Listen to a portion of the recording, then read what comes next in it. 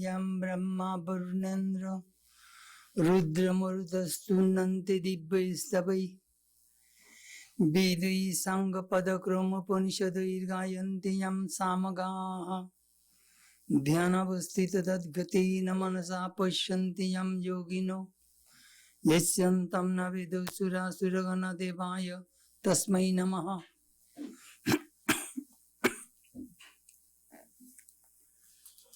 Salutations to that effulgent being whom Brahma and other gods praise with divine hymns, whom the singers of the Sama glorify by the Vedas and their auxiliaries, repeating the words in a particular order along with the Upanishads, whom the yogins realize through deep meditation with their minds wholly absorbed in Him, and whose exchange neither gods nor demons know.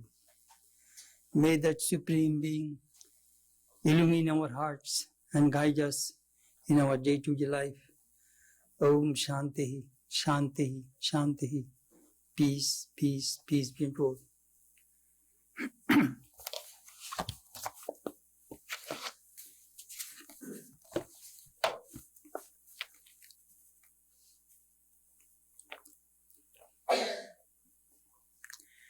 This morning our subject is Thoughts on the Gita, part 46. We are studying the 5th chapter of the Gita, which is called Sannyasa Yoga, a chapter on renunciation.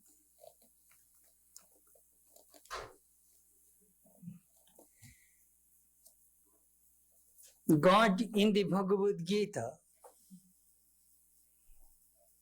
is a human being with flesh and bone, with name and form. He is endowed with love and affection, compassion, forgiveness.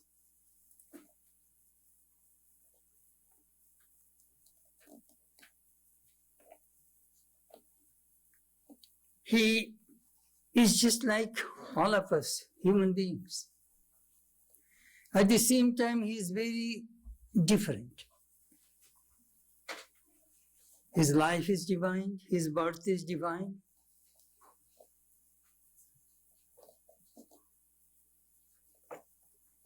He, in the battlefield of Kurukshetra,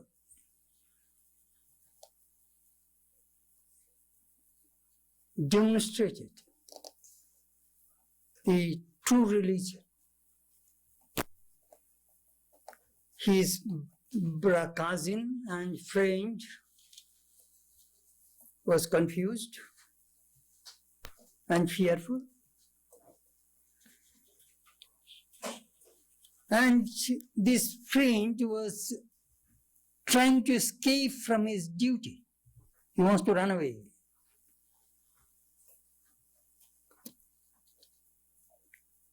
Krishna knew his mental condition. You see, in the battlefield, if you break one bone or if you lose one hand or a leg, it is all right. But if you lose your mind, you will be gone. You will never win in the battle. It is extremely important. The morale, the mind.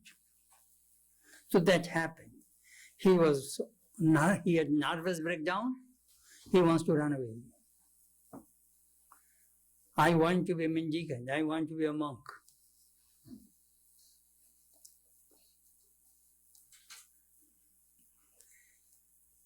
So Krishna gave the advice, and that advice took the form of the Bhagavad Gita, which consists of 700 verses. This Gita is the quintessence of the Vedanta.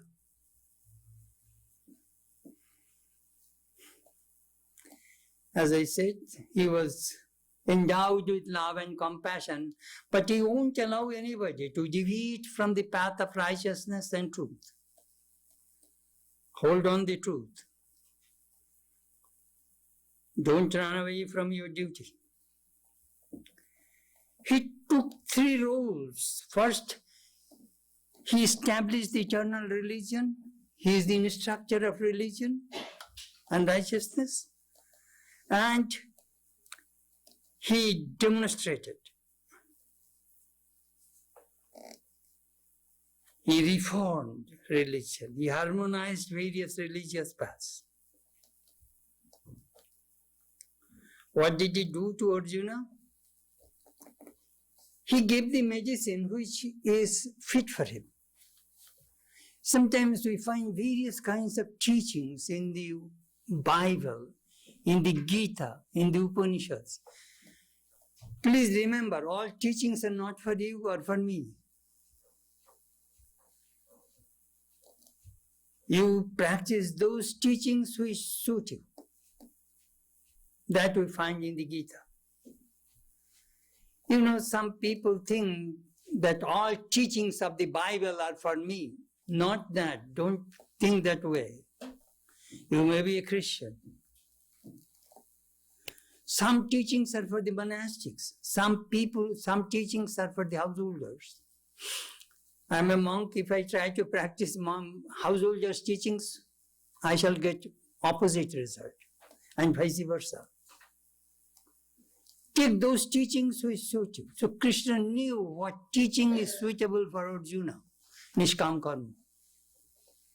Work, but without any motive. Unselfish way.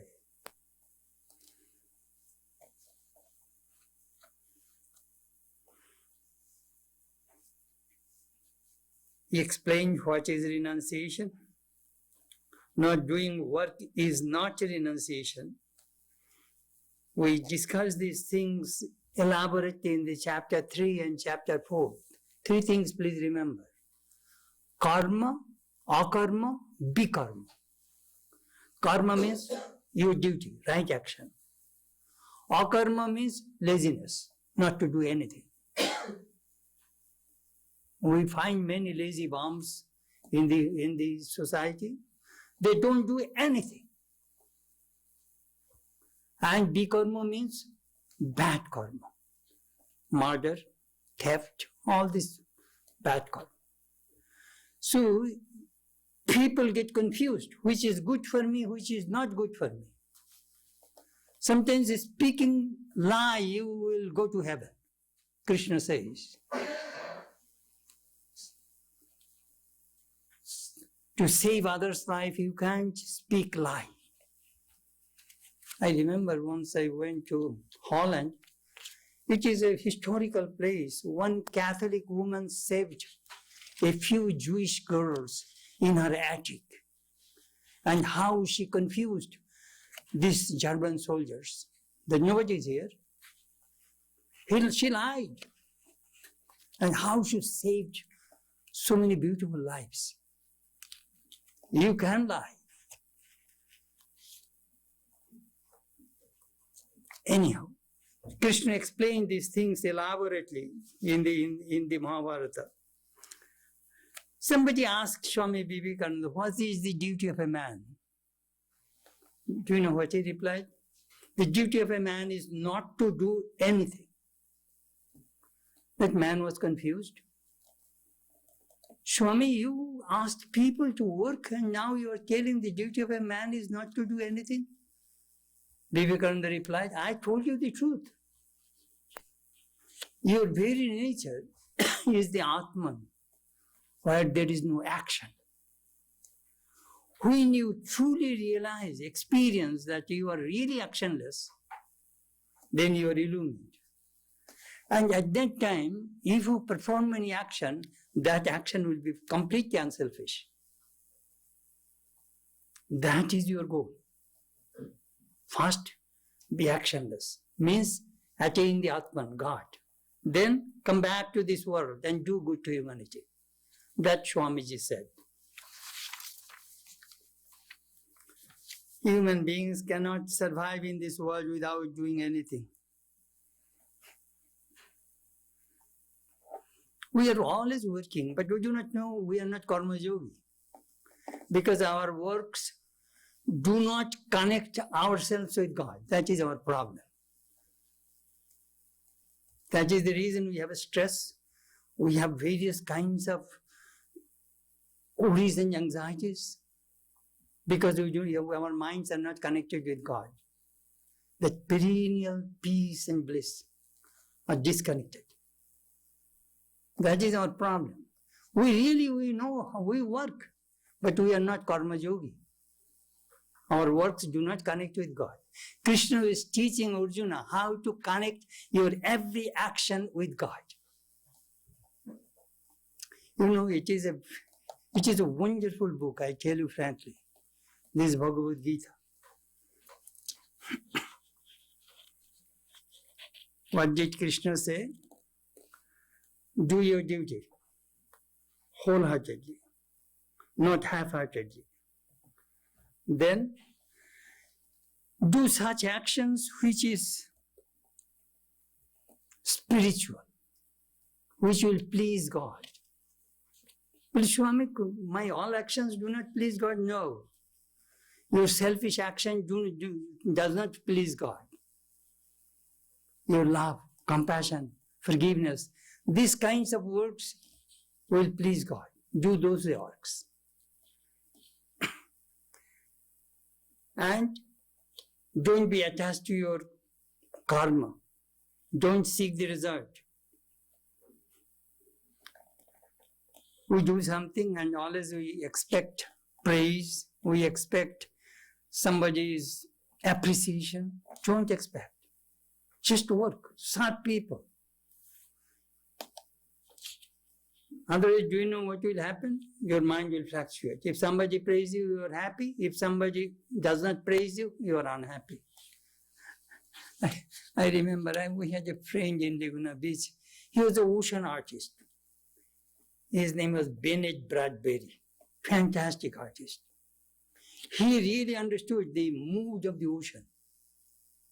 Within half an hour, in that festival of pageants, he will demonstrate how to feel the mood of the ocean.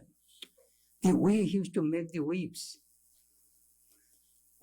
But he is so sensitive person. If you do not praise, he will collapse. He always expects praise. That does not work. Means you want name and fame. Next thing Krishna says, your mind must be even in success and failure. Maintain the equanimity of the mind and offer the result of karma to God. Means, what do you mean? Means work like a servant. A servant always tries to please the master.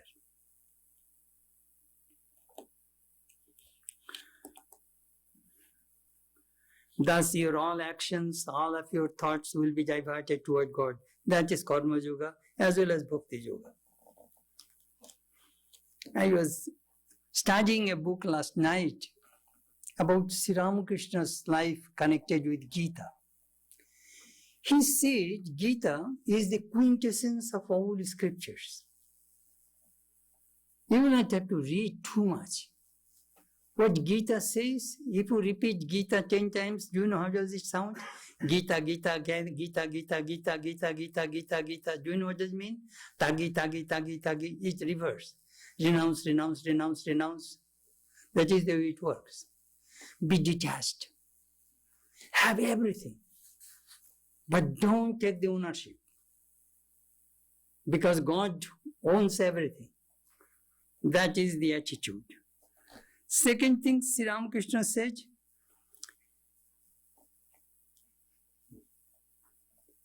whether you are a monk or a householder, you must give up attachment.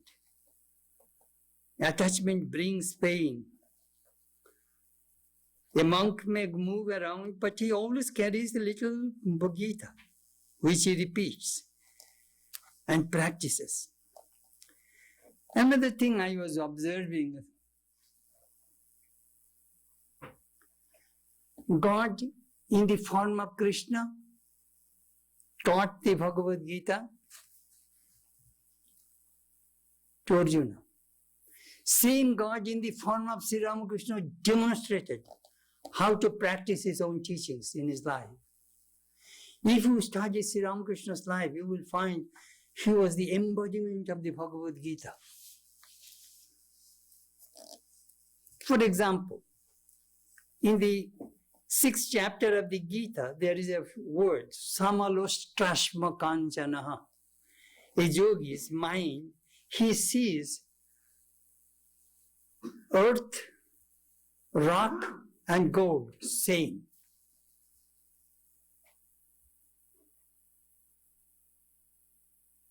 Sri Ramakrishna demonstrated. He took clay in one hand and gold and silver, that money in another hand, and he said, money, clay is money. Do they help me to realize God? No. What do they do? Money, good food, good clothing, comfort. So they do not allow me to, they do not help me to realize God? No. Then I don't need. Threw away into the Ganges, both. He demonstrated. Money does not allow me, bring God to me. I do not need it. I want God. Amazing person. He was the living Bhagavad Gita.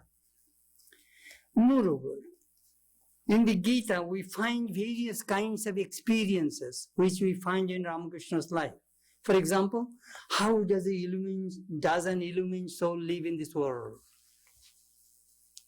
If you read the last part of the 2nd chapter of the Gita, last part of the 12th chapter of the Gita, where Krishna describes the true nature of a devotee, and if you study the last part of the 14th chapter of the Gita, where Krishna described when a person transcends the 3 gunas, how does he behave?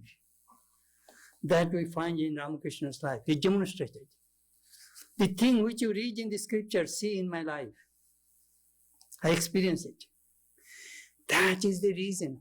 You know, when we read the Bible, when we read the Christian mystics, they experimented Christ's teachings in their lives. That is the reason they are saints. They are great. Because you are born as a Christian, or because you are born, your parents are Christian, you are Christian, not necessarily. Whether you have experimented, translated Christ's teachings in your life, then you are a true Christian. Then same thing, you are a true Vedantin if you practice these teachings of the Upanishad and Gita in your life. That we find in the Bhagavad Gita. All right, I shall now start my text. It is chapter 5, verse 7. Yogo yukto vishuddhatma vijitatma jitendriya sarva bhutatma kurbannapi na lipate. With the mind purified by devotion to performance of action in the spirit of yoga, and the body conquered and senses organs subdued, one who realizes oneself as the self in all beings, though acting, is not tainted.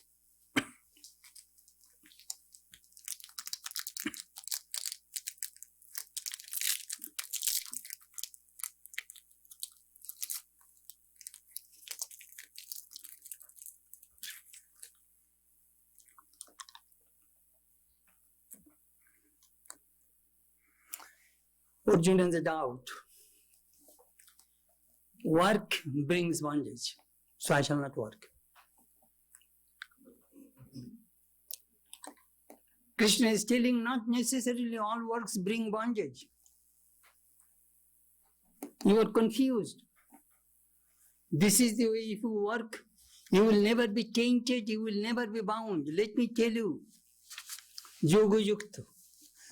First, immerse your mind in God. Vishuddhatma, make your mind pure. Pure means, do you know what pure means? Desireless. The moment your mind is desireless, you will find mind will be very calm, serene. And then you will see the reflection of God in your mind. That is the way Christ said, blessed are the pure in heart, for they shall see God. That is exactly Gita says. Vishuddhatma, Vijitatma. Have control over your body. Jitendriya, have control over your senses.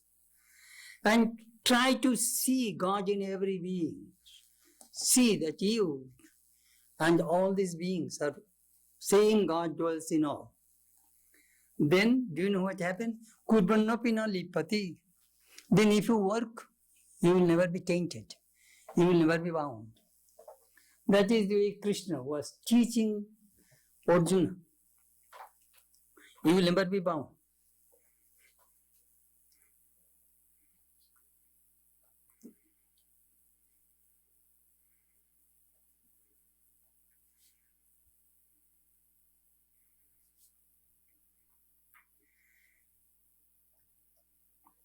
With the Yoga Yukta, one who is well established in the Karma Yoga, pure in mind, who has conquered the body, who has conquered one's sensory energy system, such a person who has used one's life situation to achieve this, one who feels oneself spiritually, one with all does not feel that he or she is being confined to his or her tiny organic system, he or she becomes expanded and feel one with all, being one with that infinite self.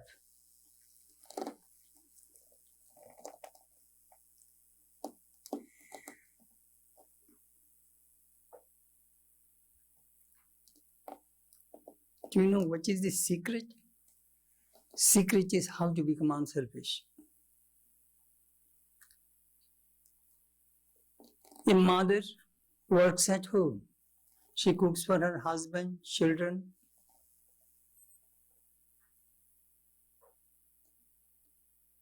Her love and feeling for the children are the most unselfish love. Without expectation, she works. That action does not bind her. Similarly, if you work in that attitude that I am working for God without any expectation, I am serving humanity without any expectation, without expecting money, name, fame, power, position, I want to serve human beings. Do you know why? Because that is my sadhana. I see these people are living gods, so I must worship them. How? The thing which I know I share with you. I know these teachings are immortal, uplifting, inspiring. These teachings will lead us to the ultimate reality. That is my karma.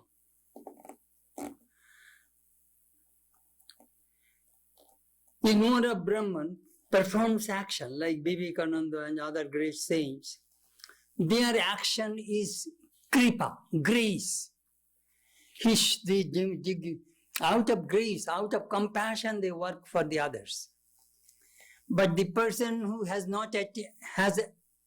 attained the ultimate reality, who is not yet illumined, his karma is seva, service.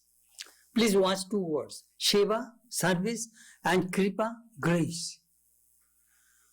When Christ serves humanity, that is out of grace, out of compassion, he serves humanity. Ramakrishna, Christ, Buddha. And ordinary great teachers, when they try to serve others, do you know what is their action? Seva, service, not grace. He has not yet attained that highest state. That we'll have to understand.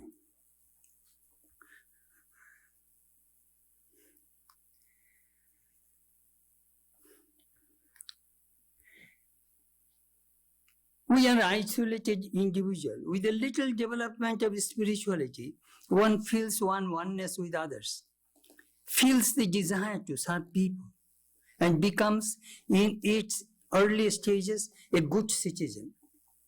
But its highest expansion comes when one feels everyone, feels oneness with all. The sufferings and joys of all others become one's own sufferings and joys.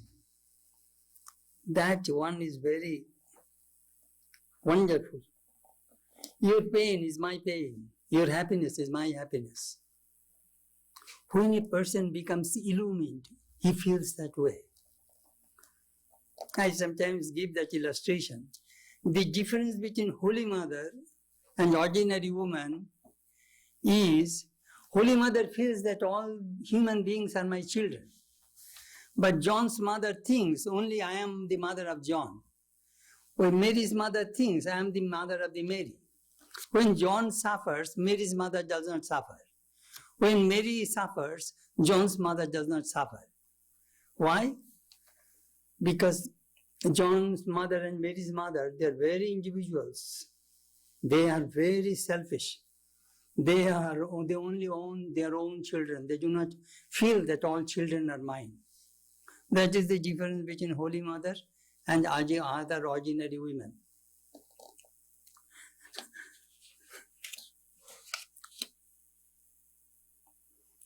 A baby begins its life by completely identifying itself with its body.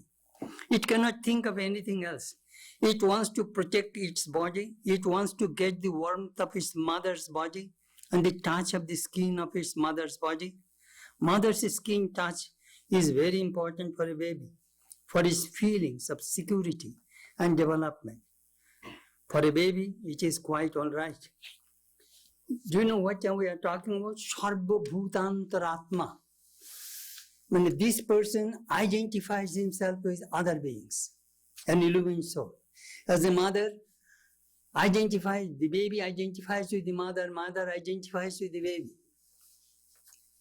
Sometimes if we see sometimes the bumper sticker, have you hugged your baby today?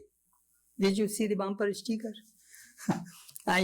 Somebody gave me a book, chicken soul for the soul, chicken soup for the soul. They have a funny expression. He says, we need 4 hugs for maintenance. No, 4 hugs for survival, 8 hugs for maintenance, and 12 hugs for growth. Funny. 4 hugs for survival, 8 for maintenance, and 12 for growth. Funny.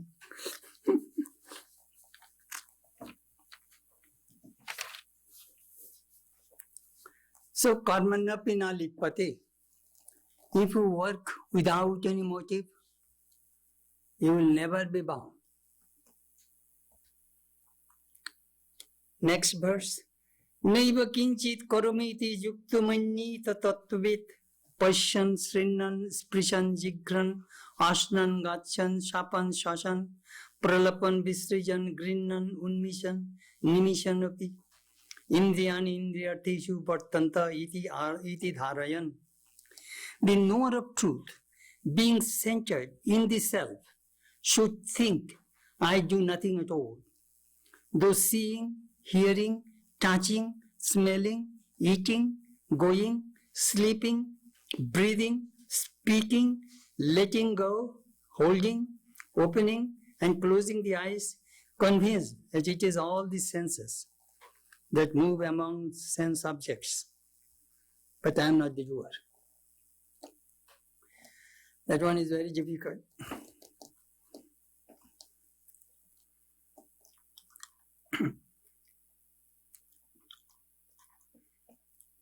I am not the doer. I eat, I sleep. The body, the senses, this nature, Prakriti works. Krishna will explain elaborately. Shamavastu pravartate. Let me give an example. Perhaps you may get a glimpse what I mean. Once Buddha was in a place under a tree, and there was a thunderstorm and lightning, and this thunderbolt fell in a house. Several people died. The villagers came and asked Buddha, "Did you see that this thunderstorm?" And no. "Were you sleeping?" No. "Were you awake?" Yes. "But you did not see anything?" No. How is it possible? He was awake in his consciousness. His mind was not in the external world. How is it possible?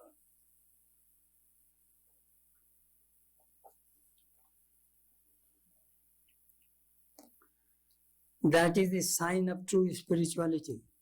You will completely transcend the body consciousness. When Sri Ramakrishna was practicing sadhana in Dakshineshwar, sometimes the snakes would crawl over his knees. The birds would sit on his head and peck whether there was any food there or not. No body consciousness. We are so sensitive about our body idea. That happens when your mind dwells in the Atman, in the spirit. Christ also said, worship the spirit by the spirit.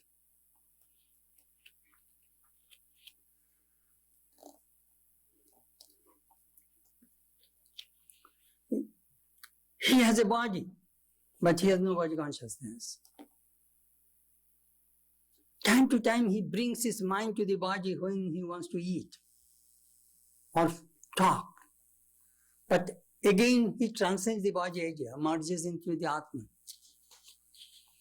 How to do it? When we read Sri Ramakrishna's life, we see how many times a day he was merging into Samadhi. Do you know what does it mean? It means he is living in the two worlds. He lives in the world, time to time he lives in the divine. We all the time live in the world. We do not know how to go there. That is the reason we find that Jacob's ladder in the Bible. It's one side is heaven, one side in the earth. So it is connected. So either you can go to heaven or you can stay in the earth. That we need. All the time, don't stay in this world. It is too heavy. Anittam asukam lokam imam pratya bhajasamam. Krishna says, this world is anitya. It is not a permanent place. Asukam, full of misery. So, worship me. If you really want some peace and happiness in life. You know, in our day-to-day life, our family, money, time, all those things, that is primary things. God is just, it is all right, you know, a little bit of spiritual life. But these people, this is primary. World is secondary. That is the way it goes.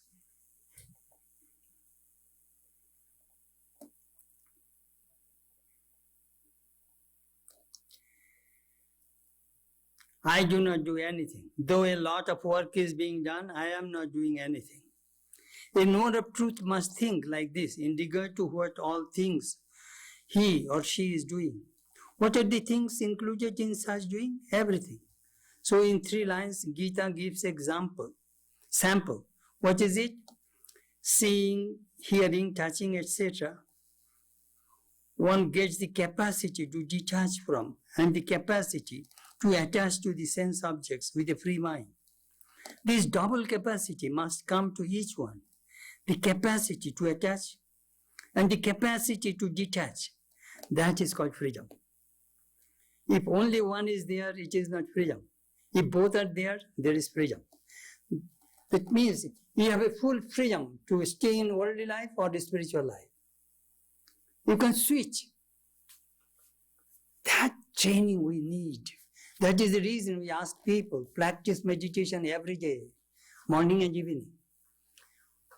When you go to the shrine, put a sign outside, trespassers will be prosecuted. Trespassers will be prosecuted. That means no worldly thought should come to me right now. I am going to the shrine and meditate. It is possible. But when you go to the shrine, we carry the world with us. Wherever your mind, there you are.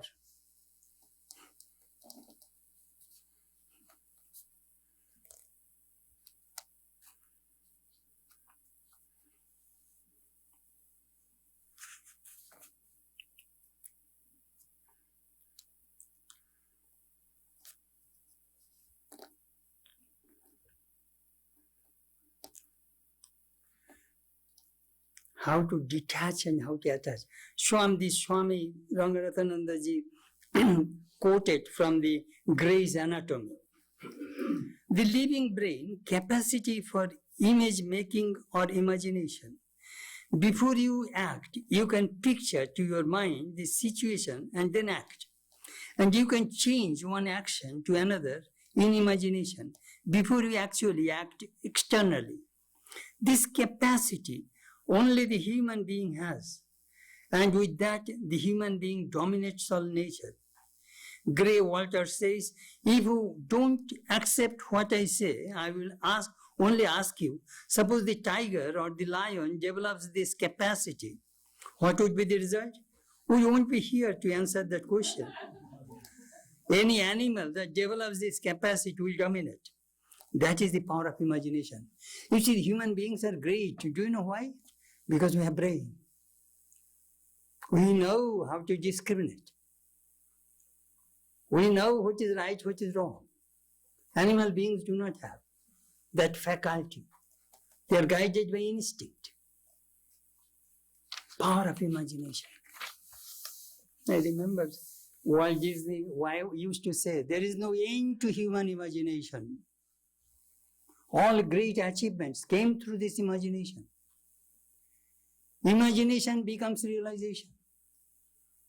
The St. Louis people decided we shall build an arch. It is an imagination.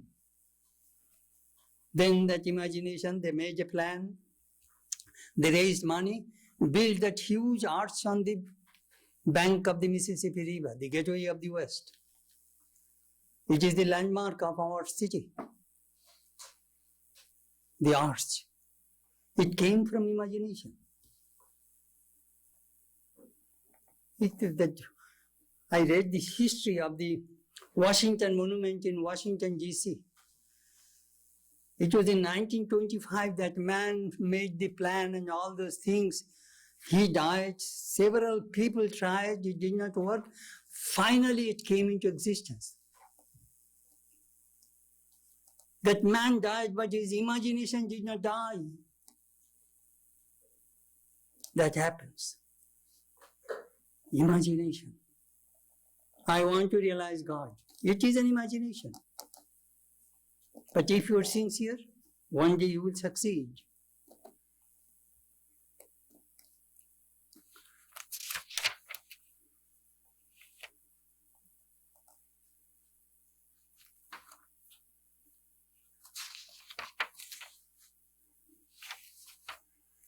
Next verse, 10.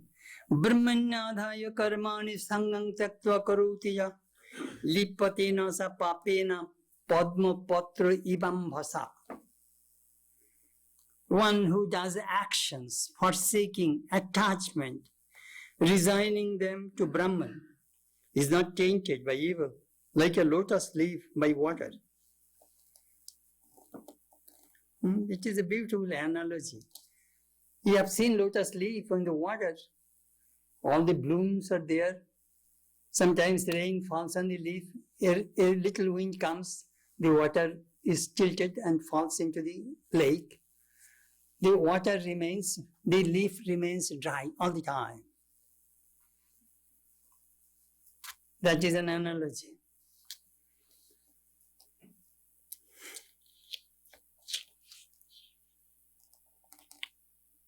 An illumined soul's work is called abhash.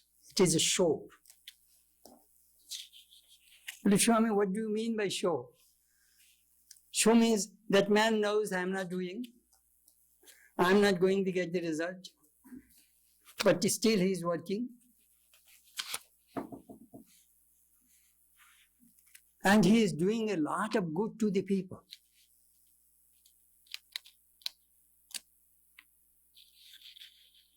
So his work is completely unselfish.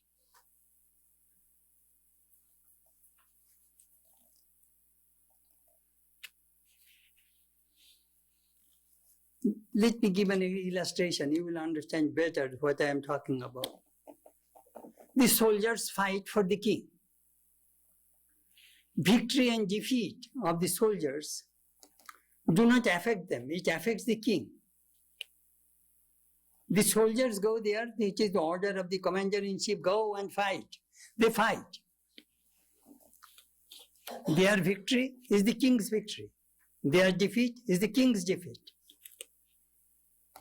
They are just the instrument. So the real karma yogi, they are all soldiers of God. They are the instruments. Brahmani adhaya karmani. You offer the action to Brahman. How can you offer action, my action to God? Could you tell me? There is a mystic song, Shayane Purnam Gyan. When you go to bed, when you lie down, think that I am bowing down to the Lord. Nidrai karo maake dhyan. When you are sleeping, think I am meditating on God.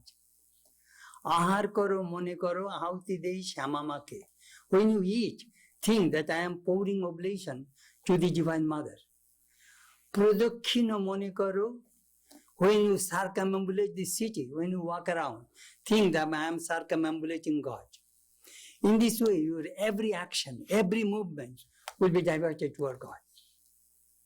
That is calling Brahmanya Adhaya. His every action is connected with God. That is the reason before our lunch we repeat that verse, Brahmarpanam, Brahmahavir, Brahmagnav, Brahmanahutam, Brahmaivatena Gantavyam, Brahma Karma Samadhina. Brahman is the ritual, Brahman is the offering. It is the Brahman who digests food. He who thinks Brahman all the time, he will go to Brahman. In this way, all actions were diverted toward God. That action becomes worship.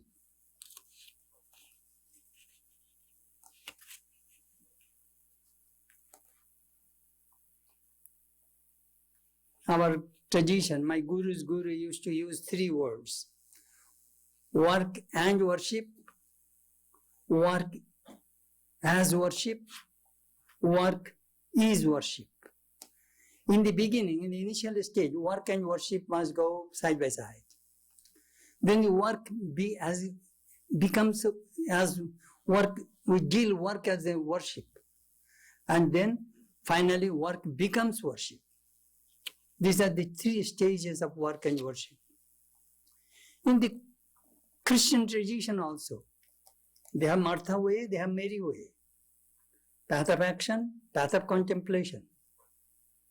They are also trying to reconcile these 2 paths.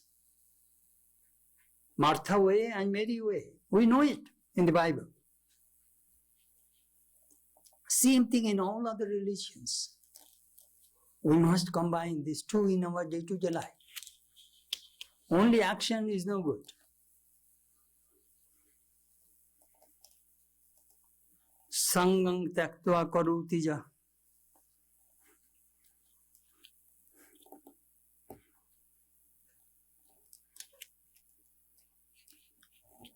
Do you know what is fear of Arjuna's mind? That if I kill these people, I shall commit sin. Murder is a sin. Krishna says, it is dharma yuddha. It is a righteous war. There is no sin. You just be witness. These people are already killed by me. They're dead. I sucked their longevity before the war began. They're unrighteous. I have come to this world to establish religion, righteousness. They must go out from this world. You just be the witness and function just like a servant serves his master. This is what Sri Krishna had said. Here the 10th verse says, let all your actions go to Brahman. Everything comes from Brahman, from that one infinite spiritual source. Everything has to be given back to Brahman, renouncing all attachment and offering all actions to Brahman. One who does so is never touched by sin. Like a lotus leaf which is in water, but is not touched by water at all. That is a very famous example in all our literature. A lotus leaf is never wet, though it is always in water. Take it out, all water is gone. Similarly, this human being is in the midst of heavy work. Work does not touch him or her, does not taint such a one. What a wonderful idea. Anybody can try and realize for oneself whether this is true or not. These are all variable truths, verifiable truths. Therefore, it is a science of human being in depth. Anything that you can verify is scientific. A mere belief without subjecting it to verification cannot be science. Belief, when verified, then it is true, scientifically true.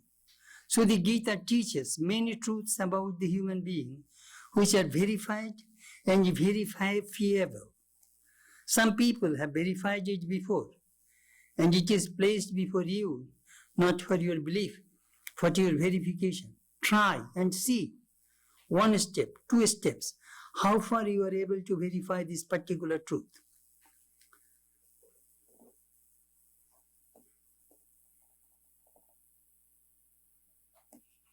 Experiment.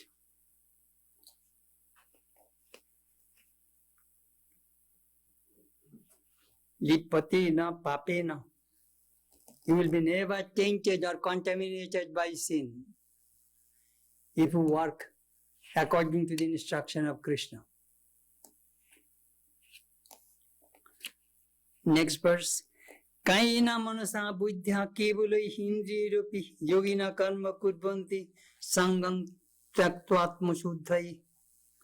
Following the yoga of work, yogis perform action only with body, mind, senses and intellect, forsaking attachment for the purification of the heart.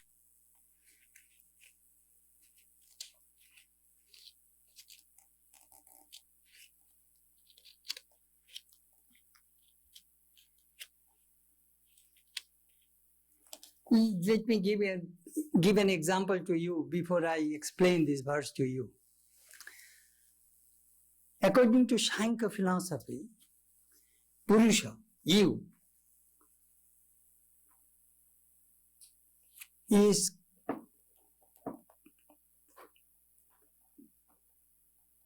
Bhokta and Jnani. He enjoys, a Purusha, he is just like a witness, he enjoys this whole world.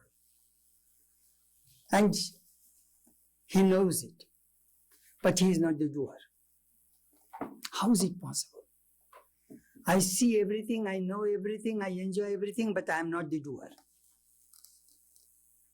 Let me give an example. Sri Ramakrishna said, here is a marriage ceremony. The owner of the house is in the living room, reclining on a bolster,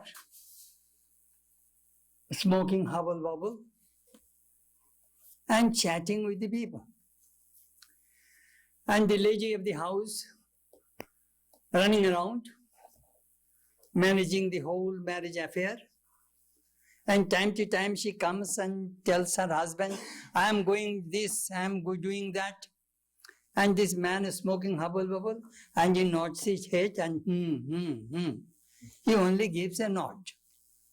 He is not doing anything. It is the wife. He is managing the whole affair. And he knows what is going on because his wife is telling him. And he is really enjoying the whole affair. But he is not the doer. It is a beautiful example of Shankar philosophy. Purusha, you and me, our problem is we get involved. We are the doer. I am doing everything. I. Do you know who are our enemies? Number one enemies? I and me. This is the net of Maya. Here is I, and this is the me. Ahang mama. This is the net of Maya. I and me. If there is no I and me, there is no world. The world will vanish in the twinkling of an eye. If this I and me are not there. We are all bound, including myself, we are all bound by in that I and me, I and my net. How to banish that I and my? The moment you will banish it, do you know what will happen? You will be illuminated. You will be one with God. It is the I which is the wall between you and God. You will demolish this I, immediately you will be one with God consciousness. That Krishna is pounding on in Arjuna's mind, releasing your problem. Your problem is this I, ego. Ego. Number one enemy. I told you, one of our devotees came and told me that, Swami, I have a little ego problem. I said, really, do you have ego? Well, yes. Then I asked, are you the Miss Universe? No. Do you have millions of dollars? No. Do you have PhD degrees? No. Then what do you have? If people become proud, if you have fantastic beauty or money or learning, then you can say, I have a little ego. Well, you were right, Swami. To really think of that. Still, we are very proud.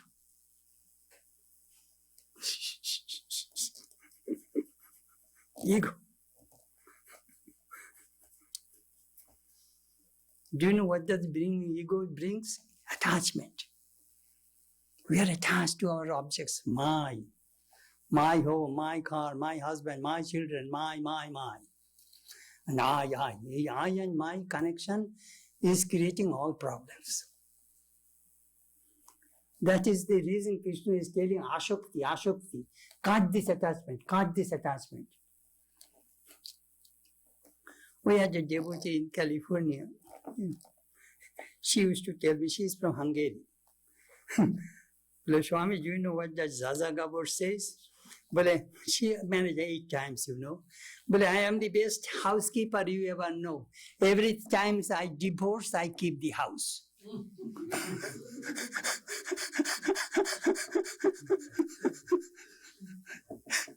That is very funny.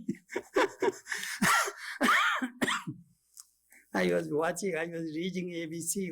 Sometimes we do not have television. So sometimes in the computer I was watching ABC. But Larry King is going to marry 8 times, The anchorman in CNN, Larry King live, perhaps you watch that. This would be his 8th marriage.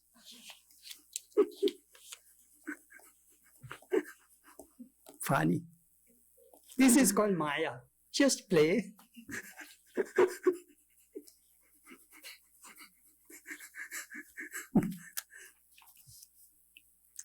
Yogis perform work, giving up attachment to purify the inner life. This is the stress. Increased productivity is one aspect of work. Inner purification is the other aspect of work. Sri Krishna had defined his message of yoga thus in the second chapter, verse 50. What kind of actions are referred to here? The work which is done by the body, mind, and senses. Nobody, the divine nature is always there. Nobody can destroy it. This is the indestructible nature of the human being, the infinite Atman. This is the most inspiring message of Vedanta. The Atman is always pure, ever free, ever awakened. But in our day-to-day life, we neglect it. We are busy with the sensory world and the sensory reactions. The Atman is always there, neglected all the time. Now, no more neglect. I am going to recognize the profound dimension of my personality. This is the constant stress in Vedanta. Now, even now, when I am ignorant of the truth is there. Ignorance does not abolish the truth. Remember that expression in a scientific language, ignorance does not abolish the truth. Even in civil life, we say ignorance of law is no excuse. You committed a crime against law. If you say, I did not know that law, it doesn't matter. Pay for that action that you did. So in this way, there are profound truths about the human being. The profoundest is that you are the eternal Atman, ever free, ever pure, ever awakened.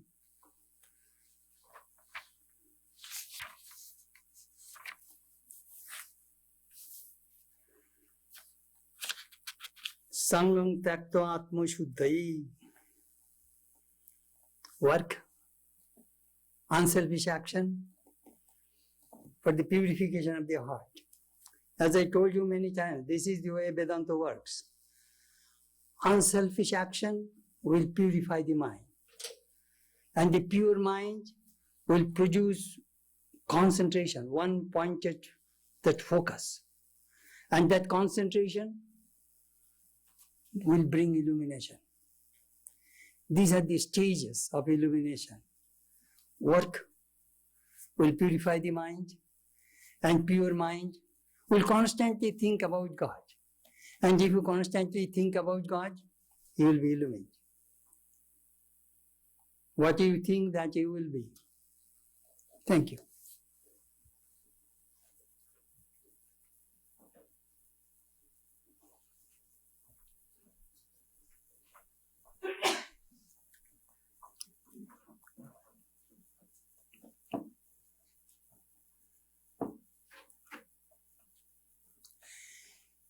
Matma me shuddhantam jyotiraham virajabi papma bhuyasam.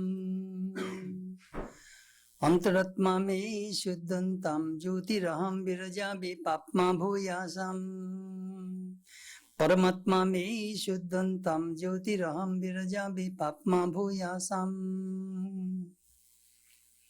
May my body become pure. May I be free from impurities and ignorance. May I realize myself as the light to divine. May my mind become pure. May I be free from impurities and ignorance. May I realize myself as the light to divine. May my soul become pure. May I be free from impurities and ignorance. May I realize myself as the light to divine.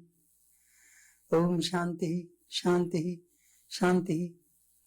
Peace, peace, peace be unto all.